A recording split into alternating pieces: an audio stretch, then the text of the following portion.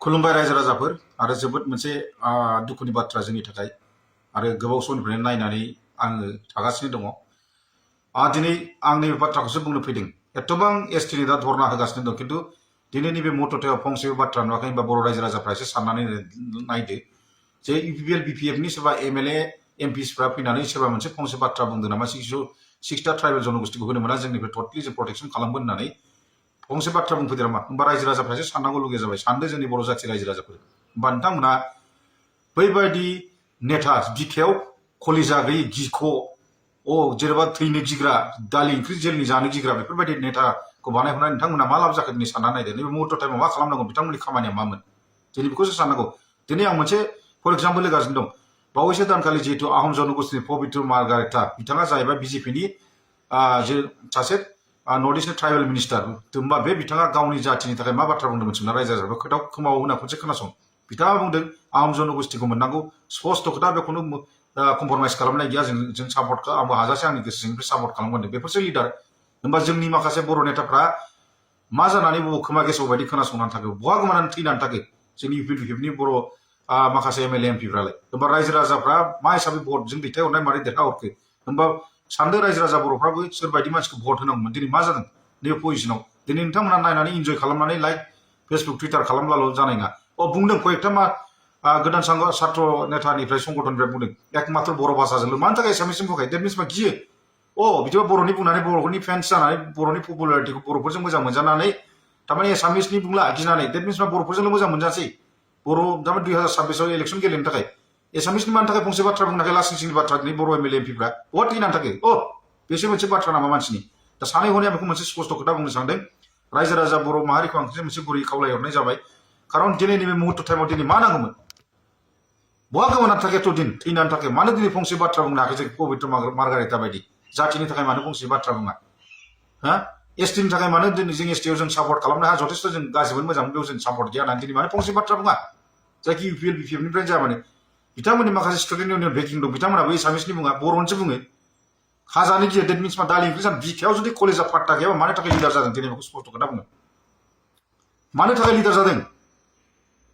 Respect खालामनो रोङाब्ला, जुदि जातिखौ जुदि मोननो रोङाब्ला, जातिनि थाखाय जुदि पलिटिकेल केरियारखौ जोबजानो गियोब्ला मानि थाखाय बुंदों?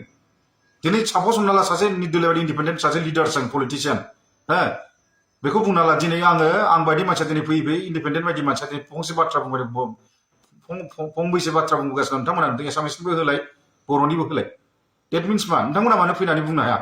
एथ' गिख' जुदि हुथु सोलियाबा मानि थाखाय लिडार जादों? मानि थाखाय केबिनेट मिनिस्टार जादों? मानि थाखाय एमएलए एमपि जादों नोंथांमोनालाय? दिनै लासिं सिंनि बाथ्रा बुंनोसो थिनो नामा बाथ्राखौ? होमबा रायजो राजा बर'फ्रा एसे बुजिदो। दिनै बिखायाव कलेजा गैयै, दिनै जुदि सक्ति गैयै, पावार गैयै बेबायदि लिडारफोरखौ दैथायहरनानै मा लाब दङ? नोंथाङा जुदि सासे लिडारबा जेल जानोबो राजि जानांगोन, थैनोबो गिनो नाङा। बायध'थाव नोंथाङा 8 बोसोर 6 मासबो जेल जानांगोन। बेनि थाखाय गिनांगौ मा दरकार दं? मा हिसाबै दिनै बेफोरबायदि थाखाय सिरि थाखा? दिनै मुहुर्त टाइमाव मानो फंसे बाथ्रा बुङा? एसटिनि डिमान्ड खालामनायखौ मानो स्टप खालामनो होनो हाया? मानि थाखाय दिनै सोंलु नाम्बार सेथिया दिनै होनबा रायजो राजाफ्रा दिनै सानना नायदो।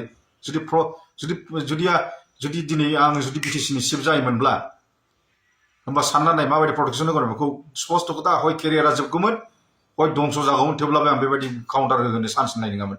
आसाम सरकारखौ गोसोआव लाखा। ओंखायनो आं दिनै फंनै फंथामसोल' बाथ्रा बुंनो सानदों जे बैफोरबायदि बहायथुर गिख' लिडारखौ ओंखायनो मालाबा दैथायहरना थैथां। ओंखायनो लिडार्स बायदि सायख'जानांगौ। होमबा जोंनि माखासे बर' माहारि रायजो राजाफ्राबो एसे मान सनमाननि खोथा नोंथांमोनाबो साननानै नाय।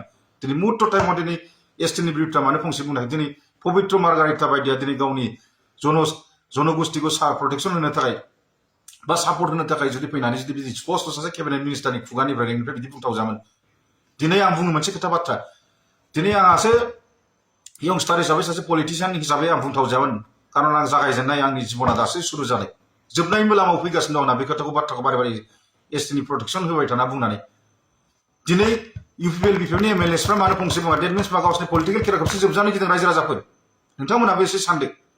दा बेनो बाथ्राया जोंनि थाखाय जोबोद दुखु गोनां बाथ्रा। दिनै एसटिनि बिरुद्धा फंसेबो दिनै होननाय नुवाखै, आरो होन्दोंब्लाबो माखासे खेथ्रआव एसामिसनि बुङाखै, बर'निसो बुंदों गिनानै। देट मिन्स मा बर'नि पपुलारिटि लानो।